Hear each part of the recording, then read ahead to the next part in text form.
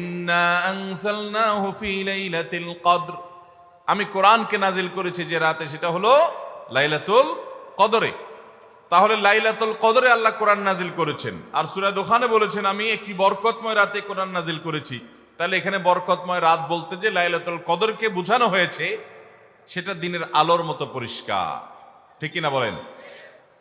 এরপর আয়াত আল্লাহ বলেছেন ফিহা ইউফরাকু কুল্লু আমরিন হাকিম, এই বরকতময় রাত যে রাতে কোরআন নাজিল হয়েছে অর্থাৎ লাইলাতুল কদর, সেই রাতেই সমস্ত গুরুত্বপূর্ণ হিকমাপূর্ণ বিষয়গুলো সব ধার্য হয়ে থাকে, নির্ধারণ হয়ে থাকে।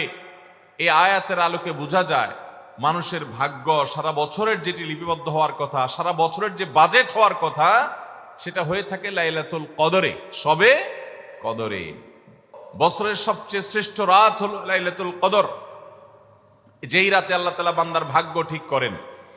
এই রাতে যে ভাগ্য আল্লাহ নির্ধারণ করে থাকেন, সেই নির্ধারণটা যেন আমাদের অনুকূলে হয়, সেই নির্ধারণটা যেন আমাদের জন্য কল্যাণকর হয়। আল্লাহ যেন আমাদের ভাগ্যে ভালো কিছু লেখেন, খারাপ কিছু যেন না লেখেন। আল্লাহ যেন তাকদীরে আমাদেরকে ভালো কিছু দেন, মন্দ কিছু থেকে বাঁচিয়ে রাখেন। সেজন্য আমরা সবাই কামনা করি কি করি না? শুধু করি তা না, শবে বরাতে যত মানুষ মসজিদে আসে আমাদের দেশে, সারা বছরের অন্য কোন রাত দিন অন্য কোন সময় এত মানুষ মসজিদে আসে, কারণ কি? শবে বরাতে মানুষ মসজিদে বেশি আসে কেন? কি কারণে আসে বলেন দেখি? সবচেয়ে বেশি মানুষ মসজিদে আসে কোন দিন? শবে বরাতে। কেন এই দিন বেশি আসে কেন? না একজন করে সিন্নি খাওয়ার জন্য? না, সিন্নি তো অন্য দিনও দেয়। এই রাতে বেশিরভাগ মানুষ মসজিদে যায় বা ইবাদত বন্দেগী করে যার যার মতে করে। বেশিরভাগ মানুষের ধারণা হলো যে এই রাতে ভাগ্য ঠিক হয়। যেহেতু ভাগ্য ঠিক হয়, ভাগ্য নির্ধারণ হয়, সেই জন্য এই রাতে মসজিদে যায়, ভিড় জমায়, যে একটা রাতে ইবাদত বন্দেগী করে যদি ভাগ্যটা নিজের অনুকূলে লিখে নেওয়া যায়, সারা বছরের ভালো কিছু লেখাই নেওয়া যায়, তাহলে তো সারা বছর ভালো থাকা যাবে। এই জন্য ওই একটা রাতে একটু বেশি ইবাদতবন্দি করার চেষ্টা করে, ঠিক না ঠিক? ভাইরা আমার, প্রথম কথা হলো ভাগ্য নির্ধারণ এই রাতে নয়, বরং লাইলাতুল কদরে হয়। দ্বিতীয় কথা হলো ভাগ্য নির্ধারণের জন্য একটা রাত মসজিদে গিয়ে ইবাদত বন্দেগী করলেই আমার ভাগ্য নির্ধারিত হয়ে যাবে বা ভাগ্য ভালো কিছু লেখা হয়ে যাবে ভাগ্যে, এরকম কোন কথা কোরআন বা হাদিস থেকে পাওয়া যায়?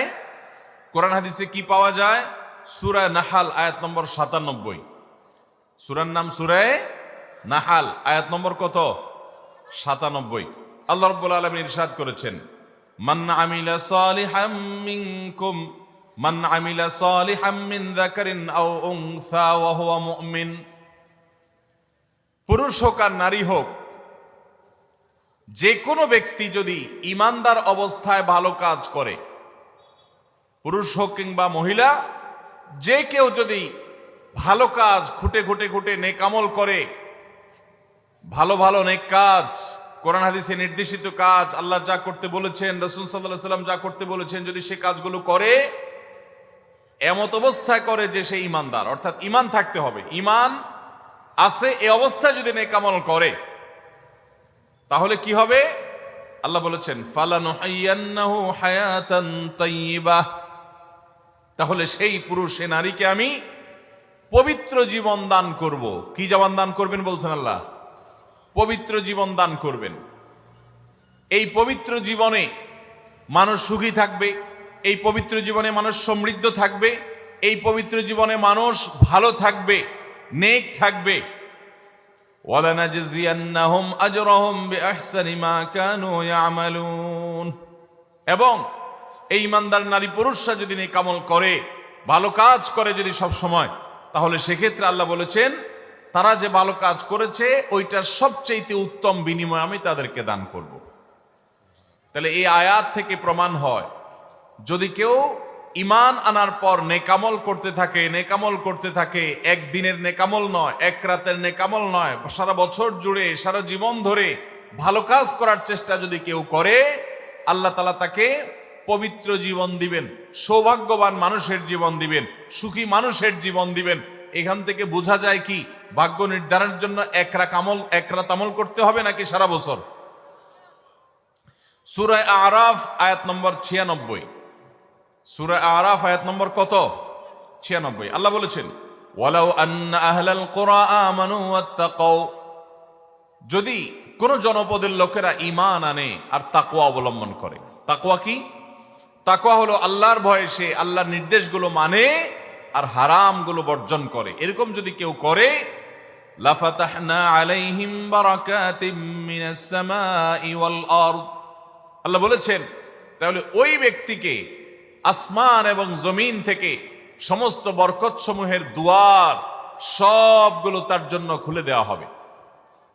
তাহলে বোঝা গেল মানুষের জীবনে বরকত নাজিল হবে, মানুষ সুখে থাকবে, ভালো কিছু তার তাকদিরে লেখা হবে।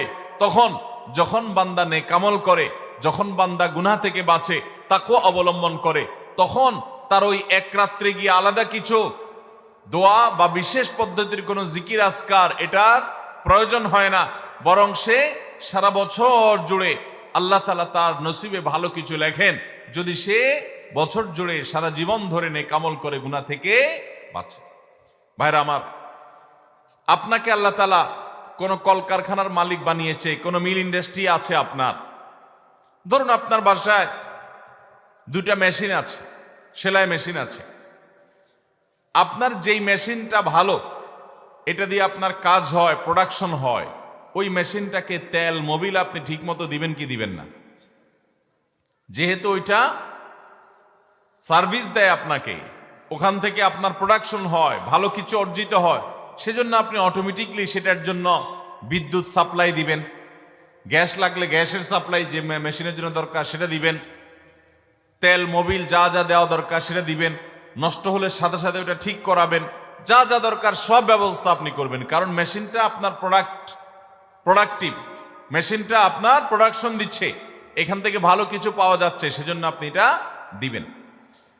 আরেকটা মেশিন যদি হয় যে মেশিন থেকে আপনার কোনো সার্ভিস আপনি পান না, প্রোডাকশন দেয় না, মেশিনটা নষ্ট হয়ে অকেজো হয়ে পড়ে আছে, তাহলে ওই মেশিনে কি আপনি বিদ্যুৎ সাপ্লাই দিবেন?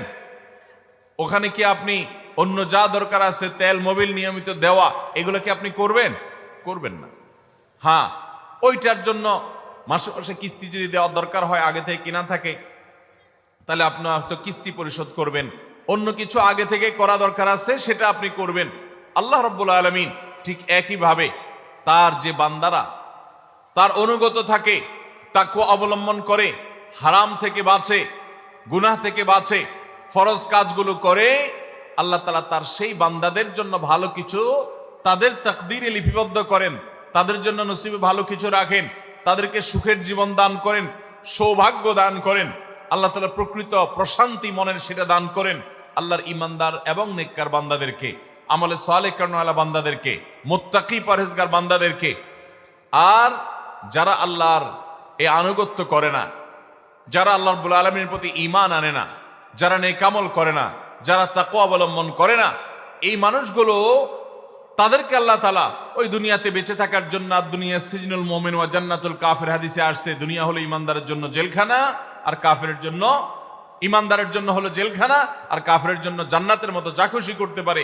আল্লাহ তাআলা তাকে কিছু রিজিক দিয়ে বাঁচায় রাখেন, কিন্তু এই রিজিকের কোনো মূল্য আল্লাহর কাছে নাই। নবী করিম সাল্লাল্লাহু আলাইহি সাল্লাম বলেছেন, যদি দুনিয়া এবং দুনিয়ার মধ্যে যা কিছু আছে এগুলো যদি মাছির ডানার মতো মূল্য রাখতো, তো আল্লাহ তাআলা দুনিয়াতে আল্লাহর প্রতি অবিশ্বাসী কাউকে এক ঢোক পানিও পান করতে দিতেন না। এখান থেকে বোঝা গেল এই দুনিয়ার যত কিছু আমরা ভোগ করি, এগুলো আল্লাহ রাব্বুল আলামিনের কাছে এগুলো 2 পয়সার কোনো দাম নাই। বিশেষ করে যারা আখিরাতে বিশ্বাসী না, যারা আল্লাহর প্রতি ঈমান নাই, সে কাফেরদের জন্য এগুলো আল্লাহ তাআলা দিয়ে থাকেন, কারণ এগুলো সামান্য সময়ের ভোগ, অনন্ত অসীমকালের সুখ এবং দুনিয়ার প্রকৃত প্রশান্তি, এটা আল্লাহ শুধু তার ঈমানদার বান্দাদের জন্যই বরাদ্দ করে রেখেছেন।